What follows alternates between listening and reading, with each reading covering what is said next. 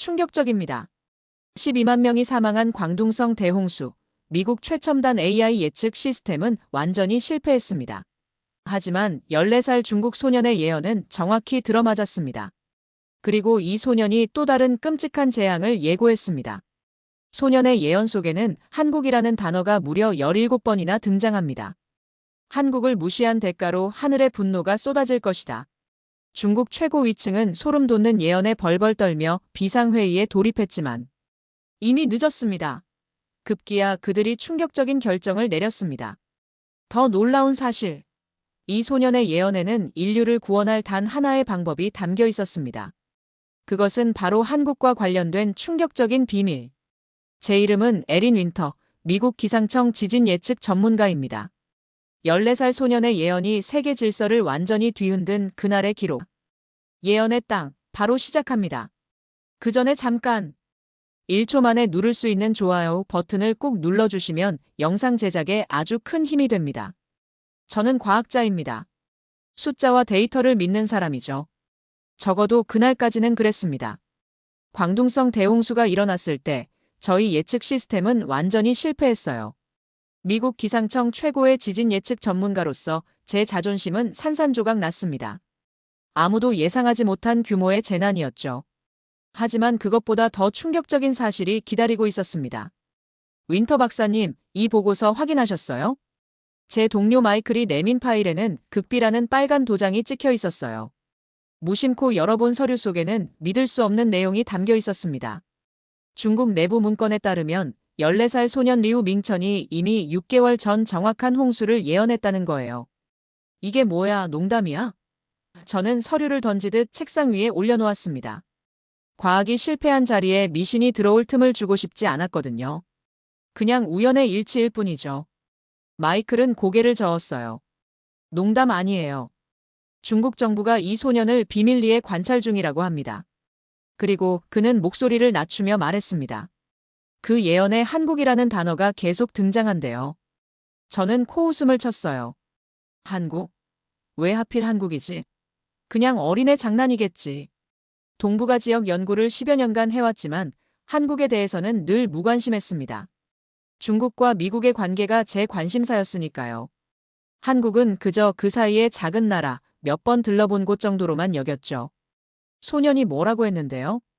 호기심에 물었습니다. 마이클이 문서를 넘기며 답했어요. 한국에 대한 중국의 태도가 재앙을 부른다고요. 그 순간 묘한 불편함이 제 등줄기를 타고 내려갔습니다. 과학적으로는 설명할 수 없는 감각이었죠. 하지만 금방 이성이 그 감각을 덮어버렸어요. 말도 안 되는 소리야. 한국이 뭐라고?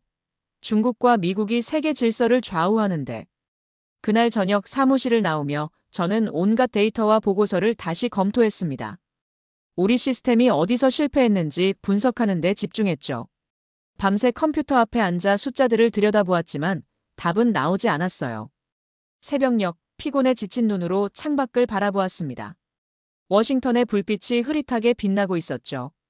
머릿속에서는 계속해서 한국이라는 단어가 맴돌았어요.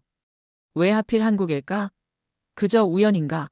아니면 내가 놓친 무언가가 있는 걸까? 저는 컴퓨터 화면을 켜고 한국에 대한 최근 뉴스를 검색했습니다. 문화전쟁, 역사 갈등, 외교적 마찰. 표면적으로는 평범해 보이는 동아시아 정치 지형이었죠. 하지만 어딘가 불편한 감각이 사라지지 않았어요. 과학은 틀렸고 예언은 맞았다. 이 말을 인정하는 것은 제 존재 이유를 부정하는 것과 같았습니다. 하지만 사실은 바뀌지 않았어요. 우리의 첨단 AI 시스템은 실패했고 어떤 소년의 말은 맞았죠. 한국. 그 이름을 입에 담을 때마다 이상한 감각이 들었어요. 마치 오랫동안 잊고 있었던 중요한 뭔가를 떠올리려는 것 같은 느낌이었습니다. 하지만 그건 단지 불안감에서 비롯된 망상일 뿐이라고 스스로를 설득했죠. 저는 그 소년의 예언을 조사하기로 결심했습니다. 과학적으로 설명할 수 있는 현상이 있을 거예요. 분명 그럴 겁니다. 국가안보국 회의실은 언제나처럼 냉랭했습니다. 벽에 걸린 미국 국기와 대통령 사진 아래에서 두꺼운 바인더를 들고 선 저는 마음속으로 연설을 되풀이했어요. 결국 진실이 중요하다고, 우리는 과학의 한계를 인정해야 한다고. 윈터 박사님, 그래서 이 소년의 예언이 정확했다는 증거가 있습니까? 회의를 이끄는 프레드릭 국장이 날카롭게 물었습니다. 저는 목을 가다듬고 답했어요. 네, 있습니다. 리우 밍천은 정확한 날짜와 지역을 예측했고 피해 규모까지 일치합니다. 우리의 AI 시스템은 이를 전혀 감지하지 못했죠. 회의실에 웃음소리가 흘렀습니다. 정보국 관계자들이 서로 눈빛을 교환하는 게 보였어요. 박사님, 중국 14살 소년의 신비한 능력에 관한 이야기를 하러 우리를 소집하신 겁니까? 프레드릭이 비꼬는 투로 말했습니다. 얼굴이 화끈거렸지만 물러설 수 없었어요. 이건 비과학적 미신이 아닙니다. 중국 정부는 이미 그의 예언을 심각하게 받아들이고 있어요. 그리고 소년의 두 번째 예언은 티베트 지진에 관한 것입니다. 그리고 한국에 관한 언급도 있다고요? 회의실 구석에서 누군가 물었습니다. 네, 있습니다. 저는 자료를 펼쳤어요. 소년은 사드 보복 김치한복 분쟁, 동북 공정이 중국에 재앙을 가져올 것이라고 예언했습니다. 갑자기 회의실의 공기가 변했어요. 방금 전까지 비웃던 사람들의 표정이 딱딱하게 굳었습니다. 프레드릭은 저를 똑바로 쳐다보며 물었어요. 이 정보는 어디서 입수했습니까? 중국 내부 문건이에요. 마이크를 통해 확보했습니다. 프레드릭은 자리에서 일어났어요. 이 회의는 여기서 마칩니다. 윈터 박사, 따로 이야기합시다. 회의실을 나서는 순간 누군가 제 팔을 잡았습니다. 동아시아 담당 분석관 제니퍼였어요. 조심하세요. 그녀가 낮은 목소리로 말했습니다. 한국에 관한 이야기는 지금 굉장히 민감해요. 정보국에서도 검열 대상이죠. 놀라서 되물었어요. 왜요? 무슨 일이 있는 건가요? 제니퍼는 주변을 살피더니 속삭였습니다. 동북아 역학관계가 미묘하게 변하고 있어요. 한국이 갑자기 중요해진 이유가 있을 텐데 아무도 그걸 공개적으로 인정하고 싶어 하지 않아요. 복도 끝에서 프레드릭이 저를 부르는 소리가 들렸습니다. 제니퍼는 서둘러 말했어요. 리우 밍천의 예언이 정말 맞다면 한국에 관한 부분도 무시할 수 없어요. 조사해보세요. 하지만 조용히요. 프레드릭의 사무실에 들어서자마자 폭풍이 시작됐습니다. 박사님, 이런 비과학적 주장은 당신의 경력을 망칠 뿐입니다. 그리고 중국 내부 문건을 어떻게 확보했는지 묻지 않겠지만 이건 정보 유출에 해당할 수 있어요. 하지만 사실이라면요? 예언이 맞다면? 제가 물었습니다. 프레드릭은 피로한 표정으로 손을 저었어요. 이런 이야기는 잊으세요. 당신의 임무는 과학적 데이터를 분석하는 것이지 미신을 쫓는 게 아닙니다. 그날 저녁 제 아파트로 돌아오는 길에 불안함이 커졌어요. 정부와 정보기관이 한국에 관한 이야기를 이토록 민감하게 여기는 이유가 뭘까요? 도대체 무슨 일이 벌어지고 있는 건지 알 수 없었습니다. 컴퓨터 앞에 앉아 티베트 지역의 지진 활동 데이터를 확인했어요. 표면적으로는 아무 이상이 없었지만 소년의 예언이 맞았다면 곧 큰 재앙이 닥칠 거예요. 그리고 그 이후에는 한국이 키워드로 떠오른 이유가 뭘까요? 제가 오랜 시간 무시해온 이 나라가 갑자기 중요해진 이유는 무엇일까? 사드 보복, 김치한복 분쟁, 동북 공정. 이 단어들을 검색하며 밤을 지새웠습니다. 새벽녘, 제 머릿속에는 단 하나의 생각만 남았어요. 직접 확인해야 한다. 한국에 가봐야 한다. 인천공항에 도착했을 때 이상한 느낌이 들었습니다. 마치 오래전에 와봤던 장소인데 기억이 나지 않는 것 같았어요. 공항은 깨끗하고 효율적이었습니다. 첨단 기술과 세련된 디자인이 눈에 띄었죠. 한국에 대한 제 지식은 피상적이었어요. 북한과의 긴장관계, 삼성과 현대 같은 기업들, 그리고 최근 인기를 끌고 있는 문화 콘텐츠 정도였습니다. 하지만 예언에 계속 등장하는 이 나라를 직접 확인해야 한다는 강박이 저를 움직였어요. 서울대학교 역사학과 김준호 교수와의 만남이 제 첫 일정이었습니다. 그는 중국-한국 관계를 전공한 학자였어요. 윈터 박사님이 이런 주제에 관심을 갖게 되셨다니 흥미롭네요. 김 교수의 사무실에서 차를 마시며 대화를 시작했습니다. 솔직히 말하면 어떤 예언 때문에 여기 왔어요. 더 이상 숨길 필요가 없다고 느꼈습니다. 중국 소년이 한국에 관한 예언을 했거든요. 김 교수는 놀라지 않았어요. 오히려 고개를 끄덕였죠. 동북 공정에 대해 들어보셨나요? 약간이요. 중국이 한국의 역사를 자기 것이라고 주장하는 거죠. 그것보다 더 복잡합니다. 그는 책장에서 두꺼운 책을 꺼냈어요. 중국은 체계적으로 한국의 역사를 지우려 했습니다. 고구려, 발해 같은 한국의 고대 국가를 중국의 일부로 편입시키려 했죠. 처음 듣는 이야기에 저는 혼란스러웠어요. 왜 그런 짓을 하죠? 영토 확장의 정당성을 확보하기 위해서죠. 역사를 통제하는 자가 미래를 통제한다는 생각입니다. 김 교수가 차분하게 설명했어요. 이후 세월호 유족 모임에 참석했습니다. 2014년 침몰한 세월호 참사의 유족들이 아직도 진실을 찾고 있다는 사실에 충격을 받았어요. 10년이 넘었는데도 아직 싸우고 계신 거예요? 제가 물었습니다. 박 여사는 아들의 사진을 들고 말했어요. 우리는 기억하고 진실을 찾는 것을 멈추지 않습니다. 그게 우리가 아이들에게 할 수 있는 마지막 일이니까요. 그들의 눈에서 보이는 결의에 가슴이 아팠어요. 포기하지 않는 정신이 온 공간을 채우고 있었습니다. 다음 날은 위안부 할머니를 만나러 갔어요. 90대의 고령에도 여전히 매주 수요일 일본 대사관 앞에서 시위를 하신다는 이야기를 들었습니다. 어떻게 이렇게 오랜 시간 싸울 수 있으세요? 제가 조심스럽게 물었어요. 잊혀지면 역사는 반복됩니다. 우리가 기억하고 있다는 것을 세상에 보여주어야 해요. 할머니의 주름진 손이 저를 꽉 잡았습니다. 서울에서의 나날이 지날수록 이 나라에 대한 제 인식이 변해갔어요. 한국은 제가 생각했던 것보다 훨씬 복잡하고 깊은 역사를 지닌 나라였습니다. 그리고 무엇보다 기억을 지키는 방식이 특별했어요. 문화 해설사와 함께한 서울 투어에서는 고궁과 현대 건물이 공존하는 도시의 모습을 보았습니다. 조선시대 궁궐 담장 너머로 현대식 초고층 빌딩이 보이는 풍경이 이상하게 자연스러웠어요. 우리는 과거를 부정하지 않고 현재와 함께 살아갑니다. 해설사가 말했어요. 역사를 잊지 않으면서도 미래를 향해 나아가는 거죠. 호텔로 돌아오는 길에 생각했습니다. 이 나라는 표면적으로는 작고 조용해 보이지만 그 안에는 엄청난 에너지와 의지가 숨어 있었어요. 역사적 상처들을 품고도 끝까지 포기하지 않는 민족성이 느껴졌습니다. 밤하늘을 바라보며 중국 소년의 예언이 떠올랐어요. 한국에 대한 중국의 태도가 재앙을 부른다. 그 말의 의미가 조금씩 이해되기 시작했습니다. 이 나라는 잊혔지만 결코 약하지 않았어요. 오히려 수많은 침략과 위기를 견뎌온 강인함이 있었죠. 하지만 왜 소년의 예언에서 한국이 중요해진 걸까요? 그 수수께끼를 풀기 위해 베이징으로 향해야 한다는 직감이 들었습니다. 티베트 소식을 접한 건 서울에서 베이징행 비행기를 타기 직전이었습니다. 공항 라운지의 TV에서 긴급 뉴스가 흘러나왔어요. 규모 7.1의 강진이 티베트를 강타했다는 소식이었죠. 손에 든 커피잔이 떨어질 뻔했어요. 리우 밍천의 두 번째 예언이 또 들어맞은 겁니다. 그것도 정확히 예언된 날짜의 말이에요. 스마트폰을 열어 뉴스를 검색했습니다. 이미 CNN, BBC 등 서방 언론들이 중국 소년의 예언과 일치하는 지진 발생 제목으로 기사를 쏟아내고 있었어요.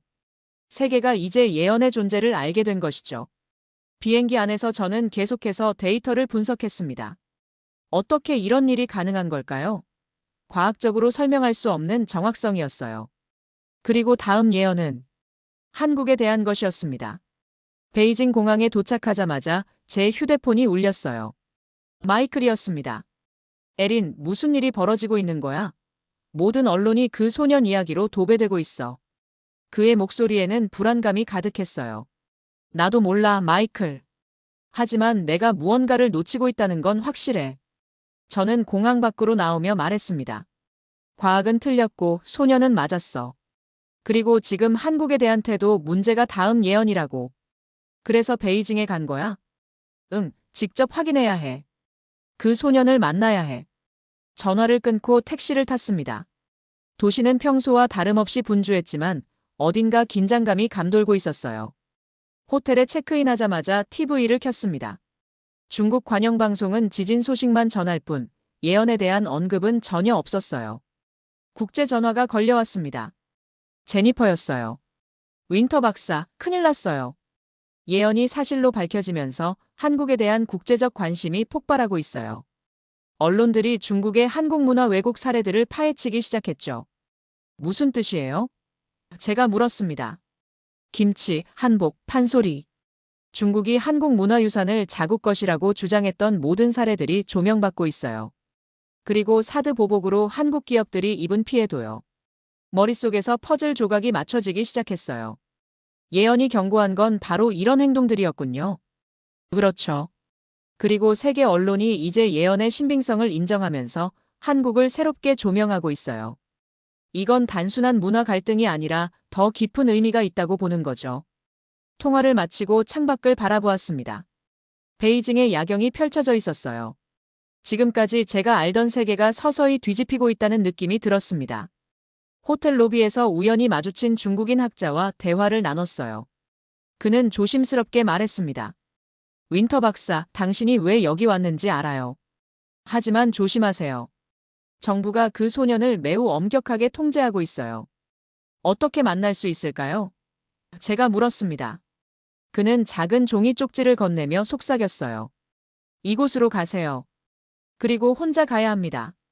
다음 날 아침, 저는 쪽지에 적힌 주소를 찾아 베이징 외곽으로 향했습니다. 택시를 내려 좁은 골목길을 걸었어요. 소년을 만날 수 있을지, 그가 정말 미래를 예견하는 능력이 있는지. 수많은 의문이 머릿속을 맴돌았습니다. 골목 끝에서 낡은 문을 두드렸어요. 문이 열리고 나타난 건 나이 지긋한 중국인 남성이었습니다. 미국에서 온 과학자군요. 그가 말했어요. 밍천이 당신을 기다리고 있습니다. 집 안으로 들어서자 작은 방에 소년이 앉아 있었어요. 보통의 14살 소년처럼 보였지만 그의 눈빛은 달랐습니다. 너무 깊고 지혜로워 보였죠. 윈터 박사님, 드디어 만나게 되었네요. 소년이 유창한 영어로 말했습니다. 제 예언이 한국으로 당신을 이끌었군요. 순간 온몸에 전율이 흘렀어요. 이 소년은 내가 한국에 갔다 왔다는 사실을 어떻게 알았을까? 이 나라는 경고가 아니라 기회의 신호였어요. 제 생각을 읽기라도 한 듯 소년이 말했습니다. 소년 앞에 앉자 온몸이 긴장으로 굳어졌습니다. 리우 밍천은 평범한 중국 소년의 모습이었지만 그 눈빛은 달랐어요.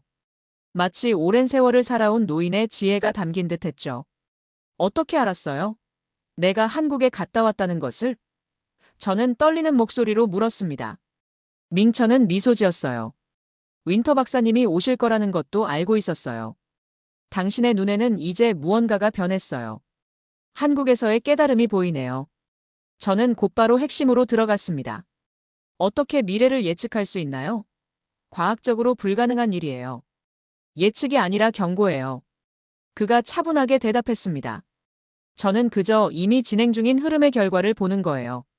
마치 강물이 어디로 흘러갈지 아는 것과 같죠. 방 안에는 우리 둘 외에도 노인 한 명이 있었어요. 소년의 할아버지로 보였습니다. 그는 우리의 대화를 조용히 지켜보고 있었어요. 한국이 왜 중요한 거죠? 저는 참을 수 없이 궁금했습니다. 왜 하필 한국이 예언의 중심에 있는 거예요? 밍천은 창밖을 바라보다 천천히 입을 열었어요. 동북공정, 문화 왜곡, 보복 외교. 이런 행동들은 하늘을 거스른 일이에요. 역사를 존중하지 않는 자는 미래도 잃게 됩니다. 그게 재앙과 무슨 관련이 있죠? 제가 반박했어요. 자연재해는 지질학적 현상이잖아요. 소녀는 고개를 저었습니다. 모든 것은 연결되어 있어요. 당신은 과학자니까 이해하기 어려울 수도 있지만 인간의 행동과 자연은 깊은 관계가 있어요. 불균형은 결국 균형을 찾아가죠. 방 안의 공기가 무거워졌습니다. 저는 소년의 말이 미신처럼 들리면서도 어딘가 진실이 담겨 있다고 느꼈어요. 한국은 역사를 잃지 않았던 나라예요. 밍천이 계속 말했습니다. 수천 년의 침략과 고난 속에서도 자신들의 정체성을 지켜냈죠. 그런 나라를 존중하지 않는 것은 역사의 흐름을 거스르는 일이에요. 그래서 중국이 한국 문화를 자기 것이라고 주장하는 것이 문제라는 건가요? 그뿐만이 아니에요. 사과는 힘이 아니라 용기라는 걸 모르는 거예요. 소년의 목소리는 작지만 강력했습니다. 과거의 잘못을 인정하지 않는 나라는 미래도 볼 수 없어요. 그 말에 가슴이 쿵 내려앉는 느낌이 들었어요. 제가 본 한국인들의 모습, 역사적 상처에도 불구하고 진실을 위해 싸우는 그들의 모습이 떠올랐습니다. 다음 예언은 뭐죠? 저는 긴장된 목소리로 물었어요. 밍천은 잠시 눈을 감았다가 천천히 떴습니다. 5월 양강 유역에 대홍수가 일어날 거예요. 많은 사람이 목숨을 잃게 될 겁니다. 하지만 이번에도 중국 정부는 경고를 무시할 거예요. 소년의 할아버지가 갑자기 중국어로 뭔가를 말했습니다. 민천은 고개를 끄덕이고 제게 말했어요. 시간이 얼마 없어요. 곧 당국자들이 올 거예요. 이 예언을 어떻게 막을 수 있죠? 저는 다급하게 물었습니다. 막을 수는 없어요. 이미 시작된 일이니까요. 소년은 슬픈 눈으로 대답했어요. 하지만 적어도 피해를 줄일 수는 있어요. 한국은 동북아 질서의 중재자이자 균형자가 될 수 있어요. 그들이 경고를 받아들인다면요. 갑자기 밖에서 차 소리가 들렸어요. 할아버지는 급하게 창문을 내다보더니 저에게 서둘러 나가라고 손짓했습니다. 민천은 작은 종이를 제 손에 쥐어주었어요. 이것을 한국 대사관에 전해주세요. 그들만이 이해할 수 있을 거예요. 저는 종이를 주머니에 넣고 뒷문으로 빠져나왔습니다. 골목을 빠르게 걸으며 방금 전 대화를 정리했어요. 과학자로서 이런 예언을 믿는 것은 모든 제 훈련과 신념에 반하는 일이었습니다. 하지만 2번이나 정확히 들어맞은 예언을 어떻게 무시할 수 있을까요? 호텔로 돌아오는 택시 안에서 민천이 준 종이를 펼쳐보았어요. 한국어로 된 짧은 메모였습니다. 읽을 수는 없었지만 이것이 중요하다는 걸 직감적으로 알았어요. 한국 대사관으로 향하는 동안 머릿속은 복잡했습니다. 과학자로서의 저와 인간으로서의 제가 충돌하고 있었어요. 하지만 한 가지는 확실했습니다. 이 메시지를 전달해야 한다는 것. 이 나라는 경고가 아니라 기회의 신호였다. 소년의 말이 계속해서 귓가에 맴돌았어요. 한국이 동북아시아에서 어떤 역할을 할 수 있다는 걸까요? 그리고 왜 다른 나라들은 그 사실을 인정하기 싫어하는 걸까요? 베이징의 저녁은 스모그에 덮여 있었습니다. 한국 대사관에 메시지를 전달한 후 저는 중국 과학원 인사들과의 비공식 미팅에 참석했어요. 그들에게 리우 밍천의 예언과 앞으로 있을 재난에 대해 경고하고 싶었습니다. 윈터 박사님, 이런 말씀을 공식적으로 하신다면 당신의 평판이 위험해질 수 있습니다. 중국 지진국 부국장 장 웨이가 차갑게 말했어요. 하지만 이미 2번의 예언이 정확히 들어맞았잖아요. 다음 재앙을 막을 수 있다면. 제 말을 그가 손을 들어 막았습니다. 미국의 과학자가 중국 소년의 미신적 예언을 믿는다니 놀랍군요. 더구나 그 예언이 우리나라의 외교 정책을 비판한다면 더욱 받아들일 수 없습니다. 테이블 주변의 다른 과학자들은 불편한 표정으로 서로를 쳐다보았어요. 그들도 내심 무언가를 알고 있다는 느낌이 들었습니다. 그럼 양강 유역의 홍수 가능성은요? 적어도 그것만이라도 조사해 볼 수 있지 않나요? 제가 물었어요. 장 부국장은 냉소적인 미소를 지었습니다. 윈터 박사님, 솔직히 말씀드리죠. 당신이 왜 여기 오셨는지 우리는 알고 있어요. 그리고 리우 밍천을 만났다는 것도요. 순간 등줄기로 한기가 흘렀어요. 그들이 저를 감시하고 있었다니. 당신의 비자는 내일까지예요. 출국하시기 전까지 더 이상 불필요한 만남은 삼가주시길 바랍니다. 그의 말은 사실상 추방 통보나 다름없었습니다. 호텔로 돌아온 저는 즉시 워싱턴의 제니퍼에게 전화했어요. 제니퍼, 상황이 심각해요. 중국 당국이 모든 걸 알고 있어요. 에린, 당신도 블랙리스트에 올랐어요. 제니퍼의 목소리가 떨렸습니다. 국가안보국에서 당신의 모든 활동을 조사하고 있어요. 예언에 대한 언급이나 한국과 관련된 모든 자료가 검열 대상이 됐죠. 왜 이런 일이 벌어지는 거죠? 진실을 알리는 게 뭐가 그렇게 위험한가요? 제니퍼는 한숨을 쉬었어요. 큰 나라들은 자신들의 이야기가 흔들리는 걸 원하지 않아요. 미국과 중국 모두 한국을 그저 자신들의 이익을 위한 말 그대로의 중간지대로만 봐왔으니까요. 그런데 갑자기 그 나라가 중요해진다면? 전화를 끊고 창밖을 바라보았습니다. 베이징의 불빛들이 흐릿하게 빛나고 있었어요. 이 거대한 제국도, 그리고 내가 속한 미국이라는 또 다른 제국도 결국은 자신들의 잘못을 인정하지 않으려는 교만함으로 가득 차 있다는 생각이 들었습니다. 다음 날 아침 한국 대사관에서 연락이 왔어요. 리우 밍천의 메시지를 받았다며 직접 만나고 싶다는 내용이었습니다. 대사관으로 향하는 길에 2명의 남자가 저를 미행하는 것을 알아챘어요. 중국 정보원일 가능성이 높았습니다. 택시를 갑자기 세우고 지하철로 갈아타며 그들을 따돌렸어요. 한국 대사관에 도착했을 때 문화 담당 외교관 이혜진이 저를 맞이했습니다. 윈터 박사님, 소중한 정보 감사드립니다. 그녀는 차분하게 말했어요. 사실 우리는 이미 리우 밍천의 예언에 대해 알고 있었습니다. 놀라서 되물었어요. 어떻게요? 우리는 작년부터 그를 관찰해왔어요. 한국에 관한 언급이 나오기 시작했을 때부터요. 이혜진의 표정은 진지했습니다. 우리나라는 역사적으로 큰 나라들 사이에서 생존하기 위해 항상 주변을 면밀히 관찰해야 했어요. 아주 작은 신호라도 놓치지 않는 것이 생존의 방법이었죠.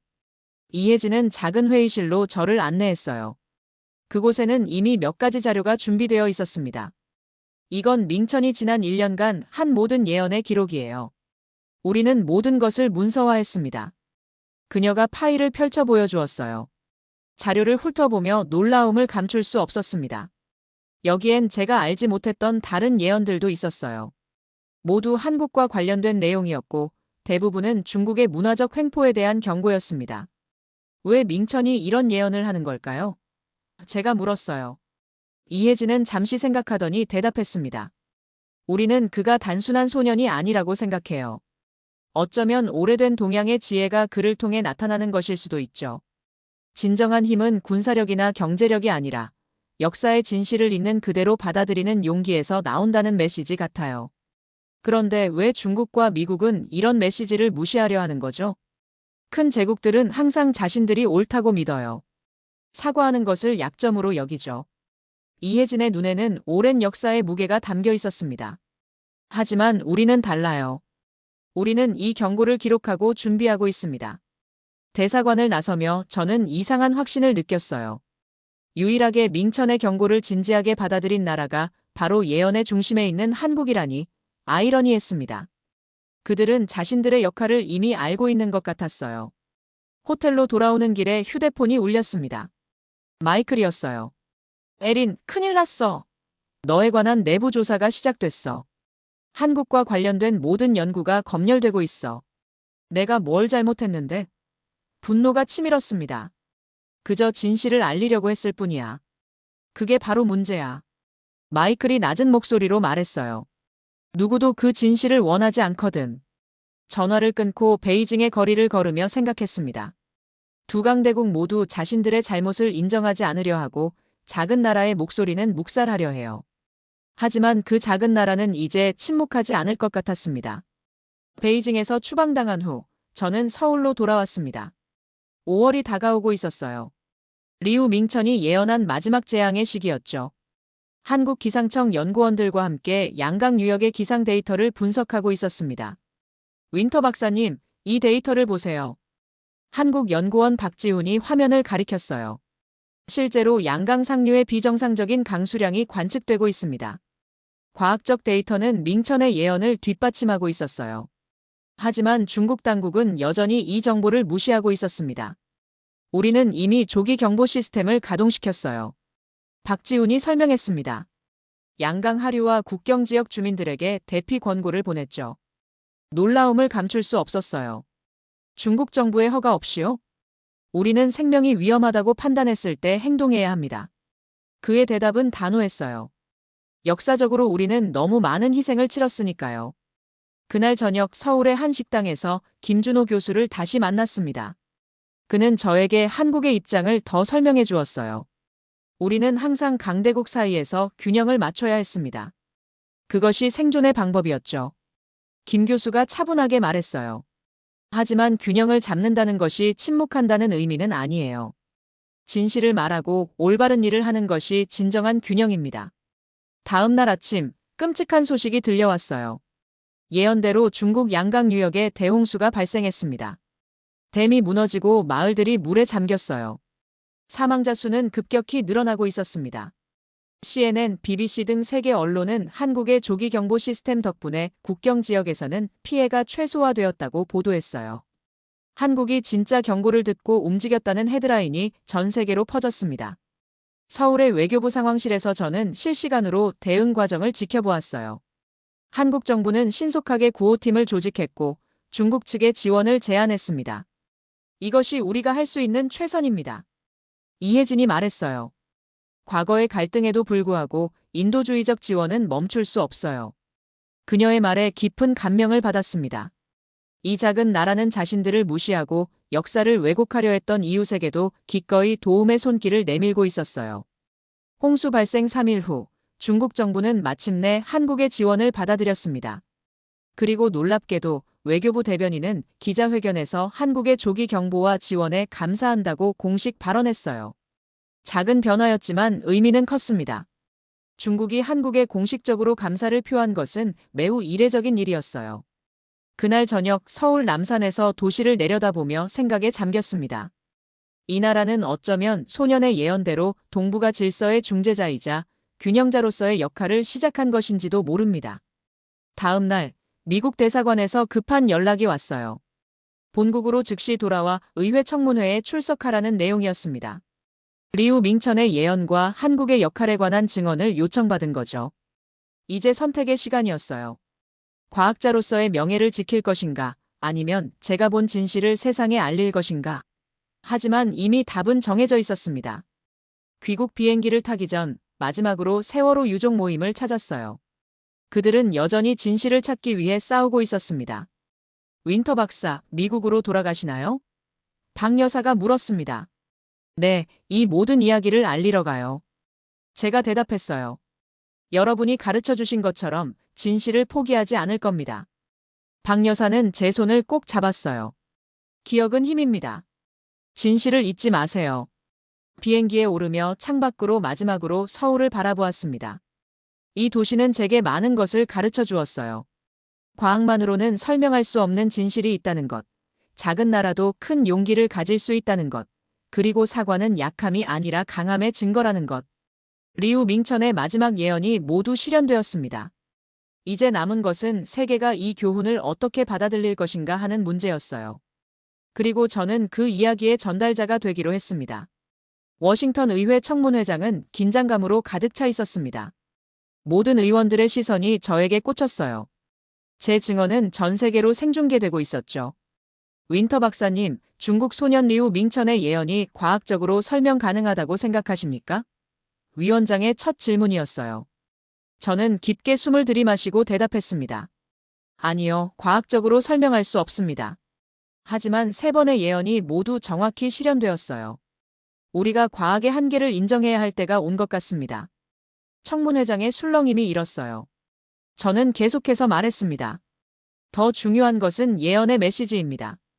우리는 너무 오랫동안 힘의 논리로만 세계를 바라봤어요. 한국은 살아있는 경고장이었습니다. 역사와 문화를 존중하지 않는 태도가 어떤 결과를 가져오는지 보여주는 예시였죠. 그럼 소년의 예언은 정치적 메시지였다고 보시는 건가요? 다른 의원이 물었어요. 아니요, 윤리적 메시지였습니다. 제가 단호하게 대답했어요. 큰 나라들이 작은 나라의 역사와 정체성을 무시할 때 그것은 인류 전체의 균형을 해치는 일이에요.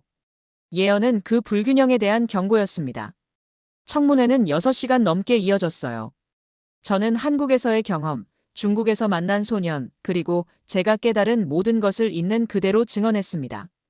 때로는 과학자로서의 명성을 걸고 미신적으로 들릴 수 있는 이야기를 했죠.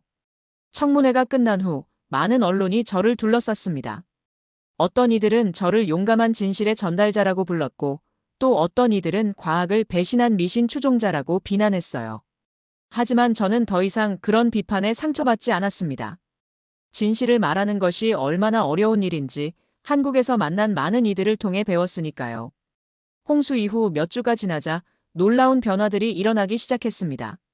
중국 정부는 한국과의 문화 갈등에 관한 공식 대화를 제안했어요. 동북공정을 재검토하겠다는 발표도 있었죠. 미국 역시 동아시아 정책을 재검토한다고 발표했습니다. 한국을 단순히 중국 견제의 도구로만 여기던 시각에서 벗어나 독자적인 파트너로 인정하기 시작했어요. CNN은 예언 이후 한국이 동북아 질서를 다시 쓰다라는 특집 다큐멘터리를 제작했습니다. 전 세계 시청자들은 한국의 역사와 현대적 역할에 주목하기 시작했어요. 리우 밍천은 공식 석상에 더 이상 모습을 드러내지 않았습니다. 하지만 그가 남긴 마지막 메시지는 국제 언론을 통해 알려졌어요. 한국이 동북아 미래의 키다. 소년의 예언이 끝난 지 6개월 후 저는 다시 서울을 찾았습니다. 이번에는 국제심포지엄 동북아 윤리질서 재편의 기조 연설자로 초청받았어요.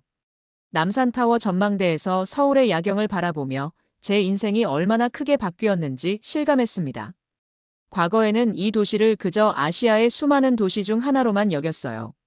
하지만 이제는 깊은 역사와 의미를 품은 특별한 장소로 보였습니다. 심포지엄 연단에 섰을 때 저는 제 경험을 솔직하게 나누었어요. 1년 전, 저는 한국을 무시하는 미국 과학자였습니다. 중국과 미국 사이의 힘의 경쟁만 중요하다고 여겼죠. 하지만 예언을 통해 깨달았어요. 진정한 리더십은 힘에서 나오는 것이 아니라 진실을 직면할 용기에서 나옵니다. 청중들이 숨죽여 제 말을 듣고 있었어요. 저는 계속해서 이야기했습니다. 한국은 수천 년 동안 강대국들 사이에서 자신의 정체성을 지켜왔어요. 외부의 압력에도 불구하고 문화와 역사를 지켜낸 나라죠. 그것이 바로 리우 밍천의 예언이 가리키던 바였습니다. 균형과 조화를 중시하는 한국의 전통 가치가 미래 동북아 질서의 중심이 될 거예요. 연설을 마치자 기립박수가 쏟아졌습니다. 유럽, 아시아, 미주 각국의 전문가들이 모두 동의하는 듯 했어요. 더 이상 한국은 샌드위치 국가가 아니었습니다. 이제는 조화의 중심이었죠. 심포지엄 이후 서울대 교수님과 차를 마시며 이야기를 나눴어요. 밍천은 어떻게 된 걸까요? 제가 물었습니다. 교수님은 미소 지으며 대답하셨어요. 어쩌면 그의 임무는 끝난 겁니다. 우리가 메시지를 받았으니까요. 그 어린아이가 어떻게 그런 예언을. 제 목소리가 흔들렸습니다. 동양에는 천지인이라는 개념이 있어요. 교수님이 설명하셨습니다. 하늘과 땅과 인간이 하나로 연결되어 있다는 뜻이죠. 어쩌면 밍천은 그 연결의 전달자였을 겁니다. 다음 날 청와대 특별 초청으로 한국 대통령을 만났어요. 대통령은 제 손을 따뜻하게 잡으며 말씀하셨습니다. 윈터 박사, 당신이 우리의 목소리를 세계에 전해줘서 고맙습니다. 한국은 언제나 진실과 정의의 편에 서려고 노력해왔어요. 하지만 때로는 그 목소리가 큰 나라들에 묻혀버렸죠. 이제는 달라질 겁니다. 제가 확신을 담아 대답했어요. 세계는 이제 한국의 가치에 주목하고 있으니까요. 출국 전날 밤 호텔방에서 창문을 통해 서울의 불빛을 바라보았습니다. 1년 전에 제가 상상도 못했던 여정이었어요. 한 나라를 무시했던 저는 이제 그 나라의 가치를 세계에 알리는 대변인이 되었습니다. 휴대폰에 알림이 왔어요. CNN 속보였습니다. 중국-한국 역사문화 공동연구위원회 설립 합의. 역사는 공유하되 해석은 존중한다 원칙 채택. 저는 미소 지었습니다. 밍천의 예언이 가져온 변화였어요. 예언은 끝났지만 그 영향력은 계속되고 있었죠. 다음 날 인천공항에서 비행기를 타기 전 마지막으로 한국 땅을 밟으며 생각했습니다. 과학자로서 저는 예측만 해왔어요. 하지만 예언은 달랐습니다. 그것은 우리가 나아가야 할 방향을 보여주는 나침반이었죠. 한국이라는 작지만 강한, 역사적으로 단련된 이 나라가 세계에 보여준 것은 단순한 생존을 넘어선 지혜였습니다. 비행기 안에서 창밖을 바라보며 한국 땅이 점점 작아지는 것을 지켜보았어요. 하지만 제 마음속에서 한국의 의미는 오히려 더 커졌습니다. 예언은 끝났지만 새로운 시작이 열렸어요. 역사를 존중하고 균형을 지키며 진실을 두려워하지 않는 세계를 향한 여정이 시작된 겁니다. 그리고 그 여정의 중심에 한국이 있었죠. 창밖으로 구름 사이로 마지막 한반도의 윤곽이 보였습니다. 이제 저는 알았어요. 예언의 진정한 의미를. 경고가 아니었어요. 깨달음이었습니다. 한국이라는 작은 나라가 세계에 전하는 큰 메시지였죠. 비행기가 구름 위로 솟아오르며 저는 새로운 세계를 향해 날아갔습니다. 예언이 끝난 세상. 하지만 더 나은 미래를 향해 나아가는 세상으로요. 여러분은 이런 상황에 처한 중국이 어떻게 행동해야 맞다고 보시나요? 한국을 무시했던 대가로 재앙을 맞은 나라의 선택, 그리고 미래의 균형자로 부상한 한국. 한 소년의 예언이 세계 질서를 완전히 뒤바꿔 놓은 오늘의 사연 어떠셨나요? 여러분께 어떤 울림을 주었는지 궁금합니다. 아래 댓글로 여러분의 생각을 나눠주세요. 작은 한 줄의 마음이 더 큰 감동으로 이어질 수 있습니다. 혹시 주변에 이 이야기를 함께 나누고 싶은 분이 계신가요? 이 영상을 공유하고 함께 이야기를 나눠보세요. 외국인이 한국에 대해 겪은 충격적인 해외 감동 사연을 더 보고 싶다면 구독과 좋아요, 알림 설정까지 눌러주세요. 긴 영상 시청해주셔서 감사합니다. 다음 편에선 더 놀라운 이야기로 찾아뵙겠습니다. 오늘도 행복한 하루 보내세요.